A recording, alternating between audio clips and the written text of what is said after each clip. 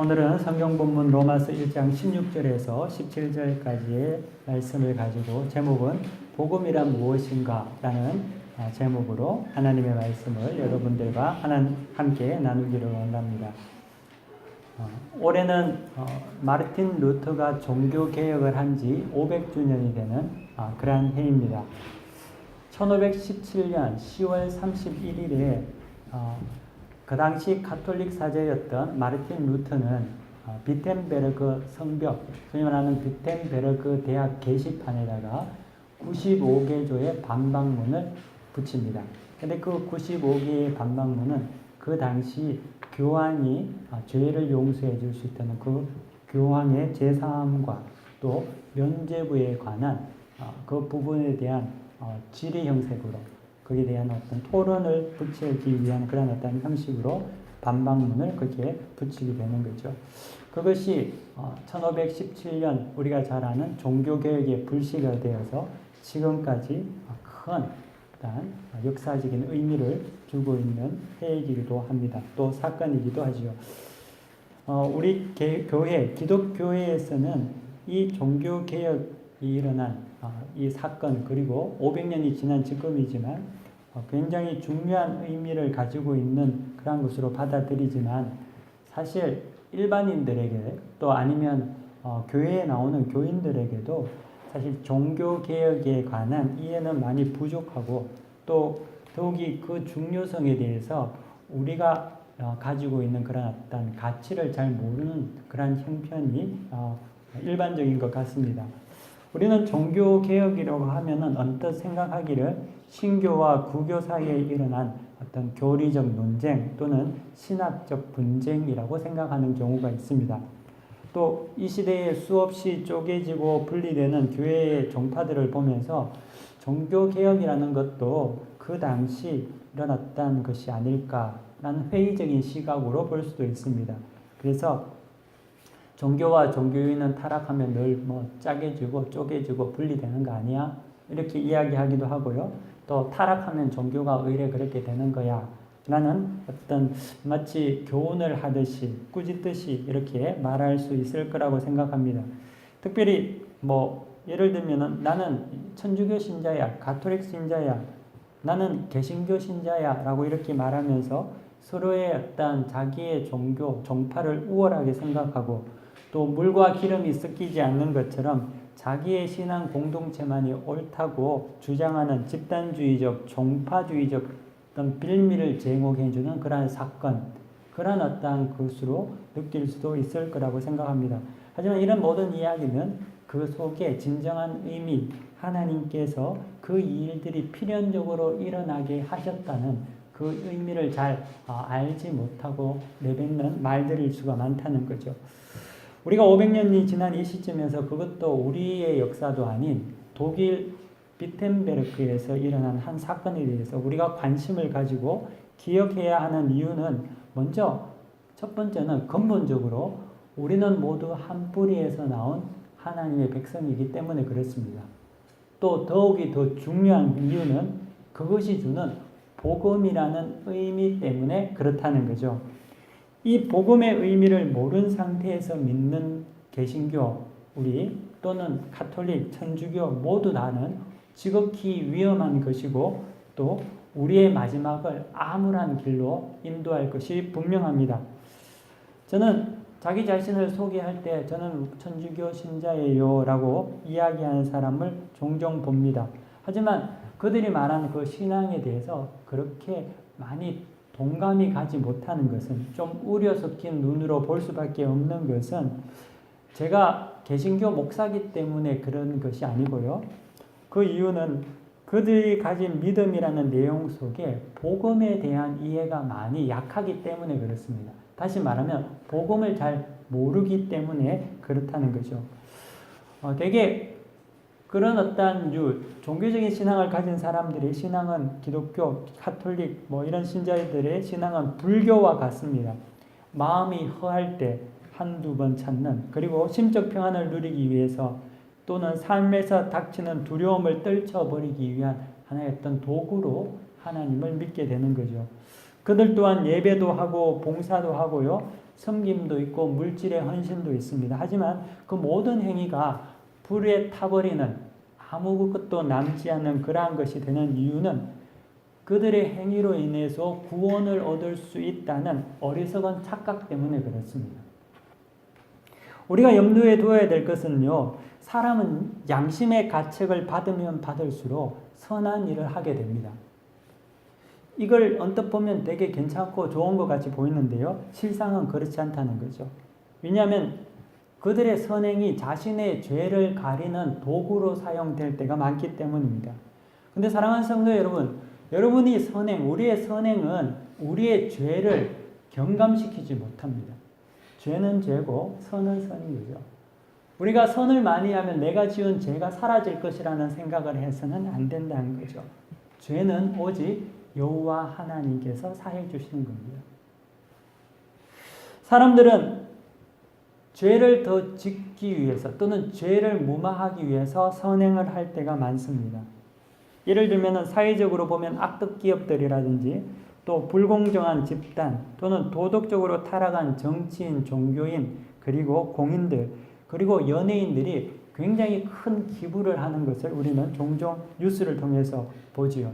근데 그들이 하는 그 기부가 좋은 의도도 있을 때도 있지만 어떨 때는 그들의 죄를, 그들의 부정을 미화시키기 위한, 희석시키기 위한 하나의 어떤 방식이 된다는 거죠. 타락은 속은 어떻게 되든지 간에 바깥을 자꾸만 치장하는 회칠한 무덤과 같은 것을 타락이라고 합니다. 그래서 우리는 죄에 대해서 두려워해야 하는 것이 우리가 그 죄는 아무리 다른 어떠한 것을 통해서 우리가 선행을 통해서 경감할 수 있는 것이 아니라는 거죠. 그래서 우리는 성도는 하나님 앞에서 늘 하나님의 두려운 마음 속에서 지내야 합니다. 그렇다고 해서 그 두려움이 율법적인 두려움이 되어서는 안 되겠지만 하지만 그 부분에 대해서 우리는 인지하고 있어야 될 필요가 있습니다. 이런 점에서는 현대 우리가 개신교 신자들도 가톨릭과 별 다른 바가 없습니다. 사실 우리는 가톨릭 천주교보다 좀 그들에 비해서는 신앙의 열정이 좀 더 강한 것도 사실이고 또 좀 더 정기적으로 예배를 더 잘 참석하는 것은 맞지만 사실 우리 또한 별 다른 것이 없는 것이 우리 또한 양심에서 오는 그런 어떤 삶에서 오는 두려움에서 해방되고자 그런 어떤 종교적인 어떤 심성을 가지고 하나님을 믿는 경우가 많다는 거죠. 가톨릭이든 개신교든 기독교 신자들에게 궁극적인 관심은 복음이 아니라 구원에 있습니다. 사실 우리의 궁극적인 관심은 구원이 아님에도 불구하고 많은 신자들은 우리의 궁극적인 관심을 구원이라고 생각합니다. 우리에게는 예수 믿고 천국 가는 것이 제일 중요합니다. 어떻습니까? 예수 믿고 천국 가는 게 여러분들에게 중요하죠? 또 그러한 구원의 개념은 이 땅에서 이 땅에서 잘 되는 것, 성공 또한 그 안에 포함되어 있다는 거죠. 그래서 예전에 과거에 핍박을 당하던 시대에서는 하나님을 믿는 많은 자들이 그 구원에 대해서 목을 말라 했기 때문에 죽으면 천당 가는 것, 죽으면 더 좋은 곳에 가는 것 때문에 하나님을 많이 믿었던 적들이 있었죠. 근데 지금 이 시대는 세상이 바뀌었기 때문에 핍박받는 분들은 여기 없단 말이죠. 예수 믿는데 핍박받는 분은 없죠. 그렇기 때문에 내세에 대한 구원보다는 이 땅의 구원에 대해서 관심이 많습니다. 근데 이 땅의 구원이 어떤 거냐 하면은 잘 먹고 잘 사는 것, 돈 많이 벌고 하나님께 복 받고 사회적으로 명예를 가지고 유명해지는 것이 하나의 하나님이 우리에게 허락하시는 내세가 아닌 이 땅의 구원이라고 축복이라고 생각하는 거죠. 그래서 요즘에는 그런 어떤 이 땅에서의 받을 구원을 이야기하고 또 성공지상주의, 성장지상주의가 하나의 어떤 구원의 개념 속에 들어가 있습니다. 그리고 그것을 가르치는 교회가 많습니다. 예수 잘 믿으면 자식들 형통하고 예수 잘 믿으면 복 받고 예수 잘 믿으면 뭐 땅값 오르고 뭐 집값 오르고 이런 이야기하는 그런 어떤 교회고 교회가 또 목회자가 많다는 거죠. 하지만 사랑하는 성도 여러분, 그들의 말들을 제대로 들어서는 안 돼요. 그것은 사기꾼일 수 있습니다. 그것만 주장한다면 그들은 만몬주의자들이고 그리고 만몬 숭배자들이죠. 교회가 대형화되면 더 많은 사역을 할 수 있다고 믿는다면 그것도 우리는 주의해야 될 필요가 있습니다. 이것은 성경적인 가치관과 다릅니다. 사역과 역사는 인간이 하는 일이 아니라 하나님께서 하시는 일이죠. 그렇기 때문에 하나님께서 하시는 모든 것이 이루어진다는 것, 우리는 순종하는 것이 우리가 맞다는 겁니다.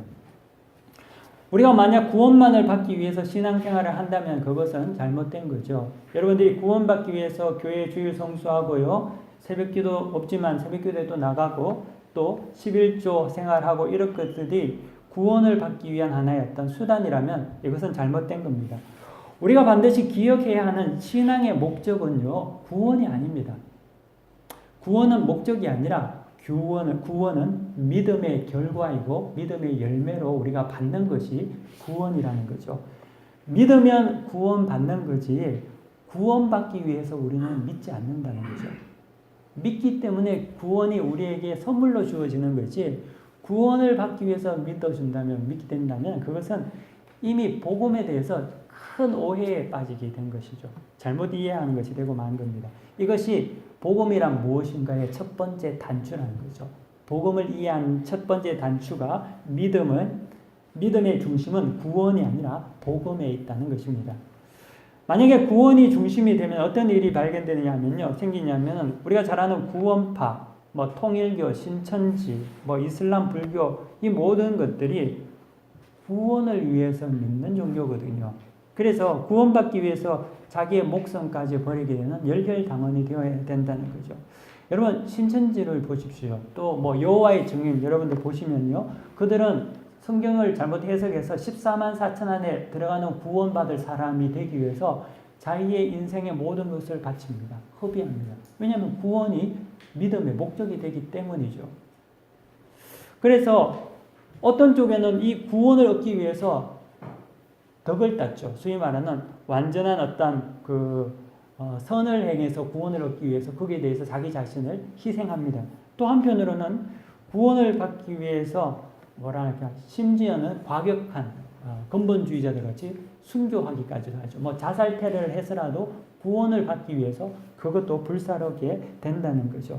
하지만 다시 반복해서 말씀드리지만 성도는 구원받기 위해서 예수를 믿지 않습니다. 여러분들은 구원만 받기 위해서 예수를 믿지 않는다는 거죠. 복음을 먼저 듣고요. 이 복음은 복된 소식이지 않습니까? 복음이란 주님께서 전혀 가망 없는 나를, 죽을 수밖에 없는 나를 대신 죽으신 그 복된 소식을 내가 듣고 그 복음을 하나님의 은혜로 내가 믿고, 근데 이것도 내 결단에 의해서 믿는 것이 아니라 하나님의 은혜로 믿고 인생에서 감사와 그 감동을 느끼며 감사와 은혜로 살면서 자기의 인생을 하나님 앞에 온전히 보답하고 순종하며 살고 그로 말미암아 결과적으로 얻는 것이 구원이라는 거죠. 이것이 복음이며 그 복음의 순서와 의미를 우리는 명확하게 꿰뚫고 있어야 한다는 겁니다. 그래서 성경은 이 복음을 믿는 모든 자에게 이 복음은 모든 믿는 자에게 구원을 주시는 하나님의 능력이라고 오늘 바울이 분명하게 이야기하고 있습니다. 역대하 33장에 보면 어떤 이야기가 있냐면 유다왕 요시야 18년에 성전을 청소하다가 그곳에서 율법책을 발견하게 됩니다. 근데 이 요시야의 할아버지 왕이 므낫세라는 유다왕인데 이 므낫세라는 왕이 통치 연도가 자그마치 55년 동안 유다를 통치한 왕이었습니다. 근데 이 유다에서 가장 악독한 왕이라를 따지려면 므낫세가 단연 독보적인 1위인 왕입니다. 이 사람은 자기가 55년 동안 왕으로 있을 때에 이스라엘에서 여호와 하나님을 믿는 모든 자들을 잡아 죽였습니다. 곳곳마다 산당과 우상 숭배를 할 수 있는 장소를 만들고요. 또 자녀들을 몰래게 제물로 바쳐서 자녀들을 불에 태우는 것을 일상화했던 악독한 사람이었습니다. 55년을 그렇게 했죠. 근데 참 재밌는 것이 이 므낫세가 죽기 전에 회개하고 하나님 앞에 죽습니다. 그 다음 바톤을 받은 왕위를 받은 사람이 아몬이라는 그의 아들이었는데 그 아몬은 그렇게 정치적인 생명이 길지 못해서 2년 만에 끝나고 맙니다. 그리고 아몬의 아들인 요시야를 왕으로 세우고 그리고 난 이후에 18년이 지난 거죠. 55년, 18년, 2년, 한 70년, 80년이 다 지났지 않습니까? 아무리 므낫세가 죽을 때 하나님 앞에 회개해서 죽었다 하더라도 그가 그 당시에 했던 그 이스라엘의 영적인 분위기를 바뀐 것은 요시야 시대까지 바뀌지 않는다는 거죠. 여전히 모든 사람들은 하나님을 모르게 됩니다. 므낫세 시대부터 시작해서 율법이 뭔 줄도 전혀 모르는 이스라엘이 되고 말았다는 거죠. 근데 요시야 18년에 왕 성전을 청소하다가 율법을 찾고 난 다음에 율법을 읽어보니까 이스라엘이 왜 그렇게 고통당하고 지금 이렇게 어려운 시기에 빠져 있는지를 너무나 명명백백하게 알게 되었습니다. 이유는 하나님의 말씀대로 살지 않기 때문이죠. 그래서 요시야가 종교개혁을 일으킵니다. 모든 백성들에게 율법책을 읽어주고 율법책을 따라서 이제는 하나님께 순종하자고 선포를 하고 종교개혁을 일으키게 되는 거죠. 근데 그 요시야의 종교개혁이 그때만 있은 게 아니고요. 지금으로부터 500년 전 1517년 유럽에서 일어났다는 거죠. 그것이 루터의 종교개혁이었습니다. 이 종교개혁은 우리가 생각하는 새로운 어떤 교리의 탄생 그러한 것이 아니라 타락한 교회 속에서 감추어진 복음의 재발견이며 회복을 말하고 있다는 거죠. 이는 새로운 혁명적인 일이 아니라 하나님께서 이 땅을 구원하시고 회복하는 방법이라는 거죠. 그것은 나라와 국가에 관련된 것뿐만 아니라 개인에게도 동일하게 적용이 됩니다. 왜냐하면요, 여러분들이 태어났을 때 모태신앙을 가지고 태어났든 아니면 여러분들이 불신자에서 하나님을 믿었든 어쨌든 간에 하나님께서는 여러분 각 인생 가운데 하나님께서 만나시는 그런 타이밍이 있다는 거죠. 모태신앙으로 태어났지만 하나님을 버리고 살다가 어느 순간 다시금 하나님을 만나는 그 순간, 회복의 순간, 종교개혁의 시간을 하나님께서 각자의 인생 가운데 허락하신다는 거죠. 아무리 교회를 오래 나와도 복음이 귀에 안 들어올 때가 있습니다. 몇십 년 동안 하나님을 몰라도 교회를 잘 나올 수 있다는 거죠. 종교개혁이 안 된 거죠. 왜? 아직까지 하나님의 역사가 그에게 임하지 못했다는 겁니다. 하지만 하나님께서는 그 하나님의 거룩하시고 하나님의 전능하신 뜻에 따라서 우리 각자의 인생 가운데 복음을 깨닫게 하는 역사를 주신다는 거죠. 그때 개혁이 일어납니다. 마치 루터의 종교개혁과 같은 요시야의 종교개혁 같은 신앙의 개혁을 통해서 우리는 회복되게 됩니다. 이 사건은 이미 여러분들에게 일어난 사건일 수도 있고요. 아니면 아직까지 여러분들에게 일어나지 못해서 지금 제가 이야기한 게 무슨 이야기인지 감을 잡지도 못하는 분들도 계실 거라고 생각합니다.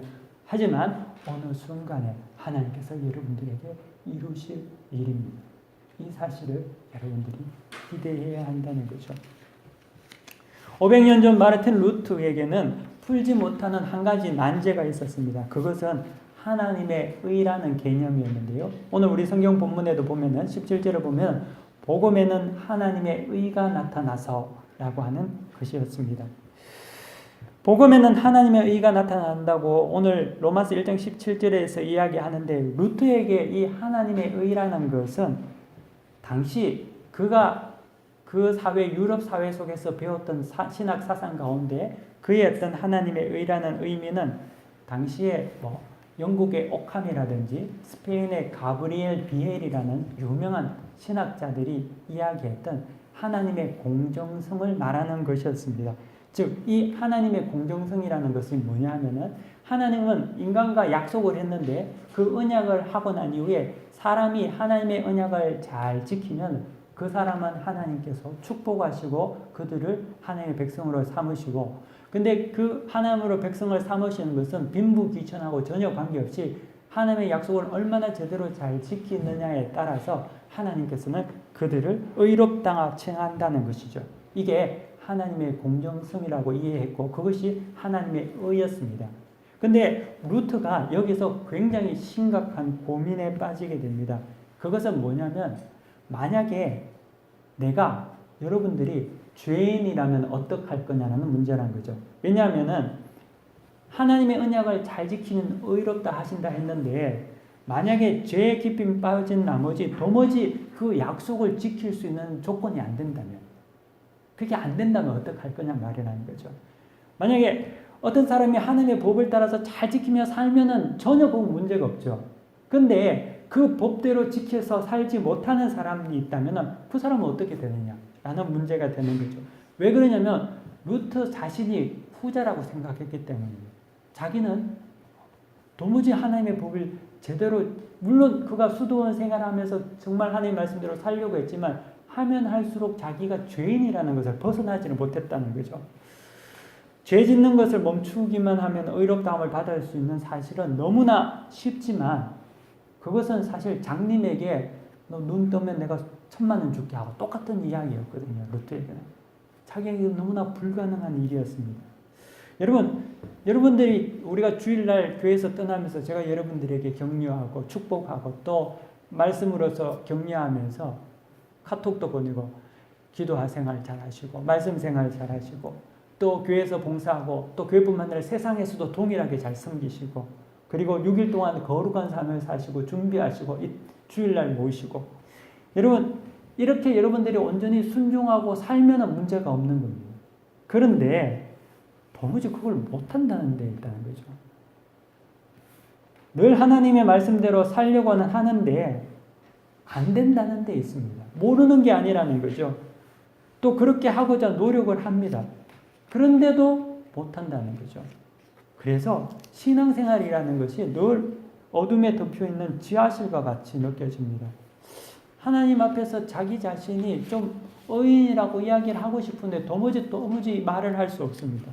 죄인이라는 사실을 떨쳐버릴 수가 없다는 거죠. 이게 실제죠.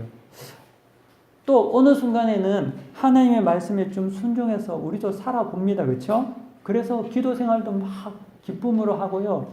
또 말씀도 정말 온전히 읽고 그래서 기쁨이 있고 평안이 있고 신앙이 좀 성장된 것 같은 기분을 느낄 때가 있습니다. 하나님과 동행하는 나날을 보내죠. 그런데 어느 순간이 또 되니까 내가 가지고 있던 그 거룩한 열망들이 다 사라져버리고 욕심에 걸려서 죄를 짓기 시작하죠. 또 그 죄에서 이겨보려고 가진 노력을 하고요. 기도도 하고 인내도 하는데 안 된다는 겁니다. 하지만 자신의 어떤 욕심을 통해 가지고 자기의 어떤 열정들이 다 사라지는 것 같이 느껴질 때가 있고요. 또 그것을 끊어보고자 하지만 안 됩니다. 계속적으로 아는데 그 죄가 반복적으로 계속 반복이 된다는 거죠. 이거 언젠가는 떨쳐버렸는 것 같은데 또 그렇게 된다는 겁니다. 그러면서 어떤 생각을 하게 되냐면요. 나는 역시 안 되는구나. 자기의 초라함에 대해서 신문을 느끼게 되죠. 구제불능임을 알게 됩니다. 그리고 스스로 나는 아무리 하나님 믿어도 하나님의 사랑을 받을 수 없는 것 같아라는 자학을 하게 되고 그러므로 하나님과 거리를 두게 되죠. 신앙이 무기력하고 체념적이 됩니다. 그래서 나는 믿어도 안 되더라. 나는 요 정도로 살아야지 이런 생각하고 하나님은 늘 두려운 분으로 느껴진다는 거죠. 무슨 나에게 좀 변화된 삶, 굉장히 거룩한 삶으로 바뀌어서 막 말도 거룩해지고 기도도 막 뜨거워지고 뭔가 이게 기적과 같은 일들이 막 나에게 바울과 같은 사울이 바울로 바뀌었던 다메섹 도상의 일들이 나에게 좀 일어나고 싶은데 안 되고 안 일어납니다. 늘 고민과 갈등 속에서 민망하게 느껴진다는 거죠. 늘 죄인임을 부인할 수 없고 괴롭고 늘 죄송스럽죠. 만약에 제가 지금 이렇게 말씀드렸던 마음이 여러분들이 든다면은 여러분들 또한 500년 전 루트가 느꼈던 동일한 마음을 지금 가지고 있는 겁니다. 루트는 이것에 대해서 너무나 고심했습니다. 마음이 상하고 잠을 잘 수 없을 정도로 괴로워했습니다. 왜냐하면은 이 하나님의 의는 로마서 17장 1장 17절에 있는 복음에는 하나님의 의라는 이 의는 사실 그에게는 복음이 아니었기 때문이죠. 왜냐하면 이 복음에는 하나님의 의가 나타나서라고 했지만 이 복음에 나타난 하나님의 의는 자기 자신을 정죄하고 억압하고 늘 하나님 앞에서 움츠러들게 만들고 자기 자신을 더욱더 죄인 되게 만드는 그런 것밖에 되지 않거든요. 이 복음은 은혜가 아니라 항상 자기에게 상처만 주는 거예요. 아픔만 준다는 거죠. 이것은 전혀 복된 소식이 아니었습니다. 결국 그에게 복음이라는 것은 죄인에게 하나님의 진노가 임했다는 것밖에 없다는 거죠. 그게 무슨 복음입니까? 복음이 아니죠. 기쁘지 않은 거예요. 그 복음을 들으면 기쁘지 않아요. 들으면 들을수록 자기 자신의 바닥만 보게 되는데 1545년에 이 루트의 말년입니다. 그때 루트는 자신의 청년기 신학적인 성찰에 대한 간결한 글을 쓰게 됩니다. 근데 그때 그가 종교개혁이 있기 2년 전에 1515년의 어느 날 그가 하나님의 은혜를 깨달은 하나님의 의에 대해서 글을 간략하게 남겨놓은 글이 있습니다. 근데 그 글을 제가 좀 읽어드리도록 하겠습니다. 그는 이렇게 말하고 있습니다. 루트가 이렇게 말합니다. 밤낮으로 이 문제를 놓고 깊은 생각에 빠져있던 나는 마침내 하나님의 긍휼하심에 힘입어 그의 말씀의 문맥을 주목해 보게 되었다. 즉, 그 안에 하나님의 의가 나타났으니 기록된 바 믿음으로 말미암아 의롭게 된 사람은 살 것이라 라는 말씀이 눈에 들어왔던 것이다. 거기서 나는 하나님의 의란 의인의 삶의 방식을 말하는 것으로 의인은 하나님의 선물 곧 믿음으로 말미암아 산다고 하는 사실을 깨달았다. 뜻을 다시 정리해보면 하나님의 의는 복음에 의해서 나타난 것인데 이는 수동적인 의로서 자비의 하나님은 우리를 믿음으로 의롭다 하신다. 그러므로 성경에는 믿음으로 말미암아 의롭다함을 받은 사람은 살 것이라고 쓰여 있다. 나는 여기서 완전히 다시 태어남을 느꼈으며 이미 열린 문들을 통하여 낙원에 들어와 있음을 알게 되었다. 루트에게 이 복음이라는 것은 우리의 행위에 따라 심판하시는 준엄한 하나님이 아니라 자기가 도무지 할 수 없는 그 자기 자신의 현실 속에서 외부로부터 전혀 도움을 얻을 수 없는 그런 어떤 자기 자신에게 하나님께서 믿음으로 말미암아 얻게 하시는 그러한 복음을 말하고 있다는 거죠.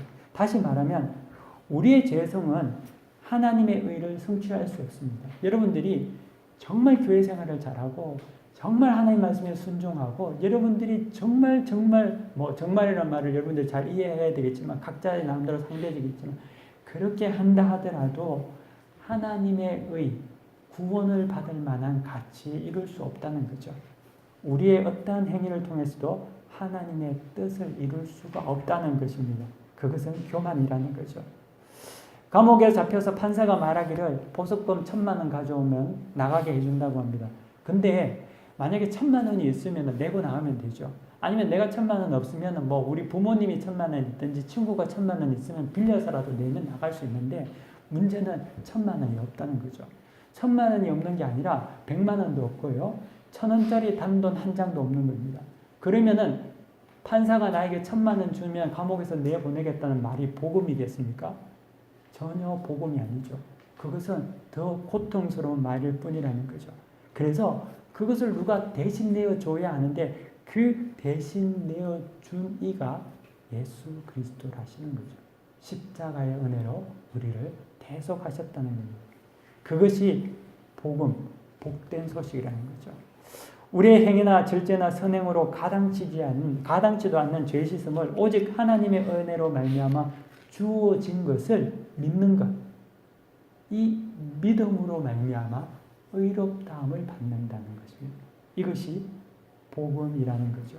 그 믿음으로 말미암아 우리는 하나님 앞에서 의인이 되는 것입니다. 이를 이신칭의라고 해서 믿음으로 말미암아 의롭다 칭함을 받는 것을 말합니다. 나의 행위나 나의 업적이나 나의 무엇인가를 통해서 의롭다 되는 것이 아니라 오직 여호와 하나님으로 말미암아 의롭다함을 받는 것이 우리에게 말하는 복음이라는 거죠. 여러분, 이 이신칭의의 복음이라는 것은 이 은혜는 너무나 큰 은혜이지만 또 한편으로는 우리에게는 잘 와닿지가 않습니다. 왜 그러냐면은 우리는 무엇인가를 우리가 노력하고 수고하고 성취해야지만이 얻을 수 있다고 생각하는 사고에 꽉 잡혀져 있기 때문입니다. 우리는 노력지향적인 삶을 살아갑니다. 그렇기 때문에 우리에게는 공짜로 무엇인가를 받는 것, 아무것도 하지 않는데 받는 것에 대해서 굉장히 우리는 힘듭니다. 또 우리는 좀 완전주의자적인 기질이 있습니다. 특히 아무런 행위나 노력이 없이 그냥 받는 것, 은혜를 받는 것, 이것에 대해서는 그닥 믿지 않는다는 거죠. 그렇기 때문에 개신교와 천주교의 차이 중에서 천주교가 믿음 생활, 신앙 생활하기에 좋은 점이 여기에 있는 거죠. 왜냐하면 천주교는 수고하고 봉사하고 뭐 여러 가지 많이 일하고 섬기면 그게 구원에 이른다고 이야기하거든요. 근데 개신교는 그렇게 이야기하지 않는다는 거죠. 일하는 게 중요한 게 아니라 믿음으로 받는다고 하니까 우리의 인간적인 심정으로는 뭔가를 하고 구원받는 게 더 마음에 끌리는 거죠. 근데 사랑하는 여러분, 그 복음이 아니라는 거예요, 그게. 왜냐하면 그렇게 한 행위로 가지고는 우리에게는 전혀 하나님의 의를 받을 수가 가당치도 않다는 거죠. 대개 우리 같은 경우도 공짜를 받을 때, 뭔가를 줄 때 또는 공짜를 받는다고 생각할 때는 기본적으로 우리는 선입견을 공짜라고 하면은 별로 안 좋은 것, 쓰다 남은 것이라고 생각합니다. 그래서 그렇게 의미를 주지 않죠. 그래서 이신칭이 우리가 아무것도 하지 않아도 그저 주어진 하나님의 은혜에 대해서 그렇게 생각한다는 겁니다. 또 이를 오해해서 어떤 사람은 하나님께서 인간에게 어떻게 하든지 인간들을 천국에 많이 보내고 싶은 너무나 하나님이 안달에 대해서 누구에든지 막 다 천국에 보내려고 안달난 하나님이라고 우리는 오해하기도 하고요. 또 어떤 이는 하나님께서 그만큼 우리를 많이 사랑하는데 우리가 막 살아도 뭐 상관이 있겠어? 라는 생각을 하게 된다는 거죠. 마치 하나님을 호구로 생각하는 경우가 있다는 거죠. 하지만 복음에 나타나는 하나님의 의는 도무지 우리의 행위나 노력으로 얻을 수 없는 불가능한 것이기 때문에 하나님께서 우리에게 거저 주시는 겁니다. 우리가 할 수 없기 때문에 하나님께서 거저 주시는 은혜라는 거죠. 그러므로 복음은 하나님의 은혜와 관용을 찬양하는 것만큼 스스로는 도저히 의롭게 될 수 없는 악한 인간의 우리의 무능을 인정하는 데 시작됩니다. 그래서 복음의 진리를 믿는 자들은 절대 증거로 나타나는 것이 교만하지 못한다는 거죠. 절대 교만할 수 없다는 거예요. 늘 겸손하게 살 수밖에 없습니다. 그들은 자신의 무능 가운데 받아주시고 은혜를 베푸사 의롭게 하신 하나님에 대한 감격이 늘 마음속에 젖어 있다는 거죠. 그것이 복음을 간직한 자들이라는 것입니다. 복음이란 우리가 의롭기 때문에 하나님이 우리를 의롭다 하신 것이 아니라 하나님이 우리를 의롭다 하셨기 때문에 우리가 의롭지 않음에도 불구하고 우리가 의인이 된 겁니다. 그래서 여기 계신 여러분들이 여러분 스스로를 지금 가슴에 손을 얹고 물론 지금 얹을 필요 없지만 가만히 생각해 보십시오. 여러분이 얼마나 많은 부분에서 부족한지 아니면 엉망진창이 구제불능인지 그렇다면 여러분 기뻐하시기 바랍니다. 왜? 그거하고 관계없이 하나님께서는 여러분을 의인으로 인정하셨다는 데서 내 백성이라고 이야기하신다는 거예요. 우리는 신분의 변화가 일어난 겁니다. 죄인인데 의인이 된 것입니다. 여전히 죄인의 삶에서 지금도 허덕거리고 살고 있죠? 지금도 여전히 실패하죠?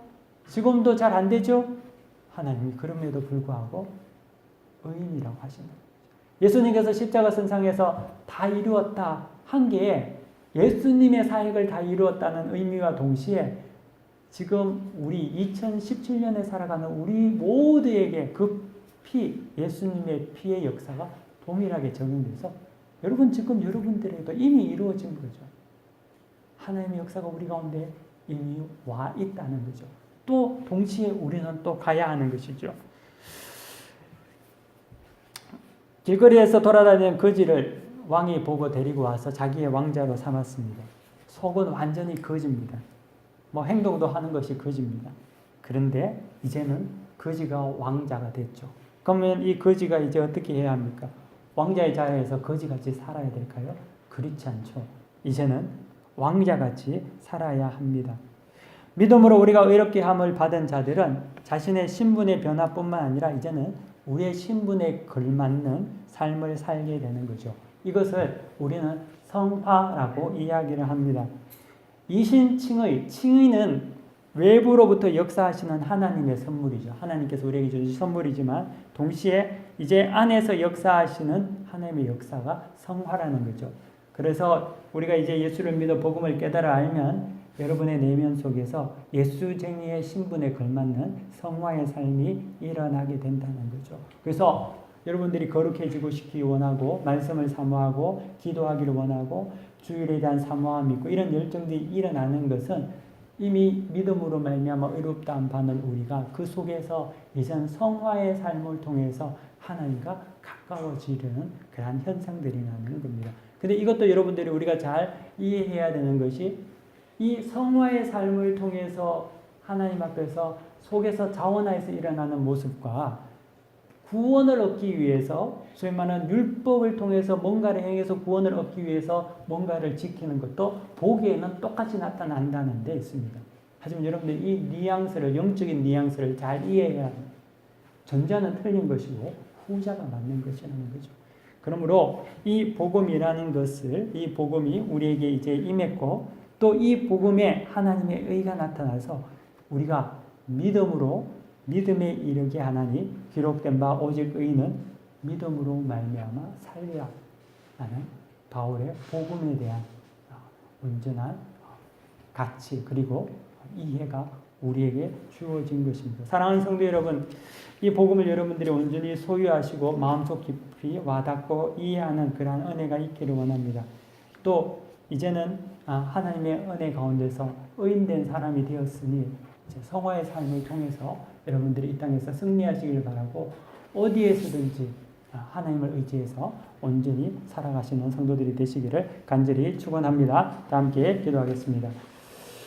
살아계셔서 역사하시는 하나님 감사합니다. 이 시간 그 놀라운 하나님의 은혜, 복음의 사랑을 우리가 깨달아 알고 우리 또한 이제 이 복음을 의지하여서 온전히 살기를 원합니다. 하나님 아버지, 이제는 우리가 더 이상 죄인이 아니라 의인으로 또 동시에 죄인으로 하나님 앞에 살아가는 우리 모두가 되게 하여 주옵소서. 감사드리며 예수님 이름으로 기도 올려 드립니다. 아멘. 다 함께 자리에서 일어나셔서 배 찬송 부르시겠습니다.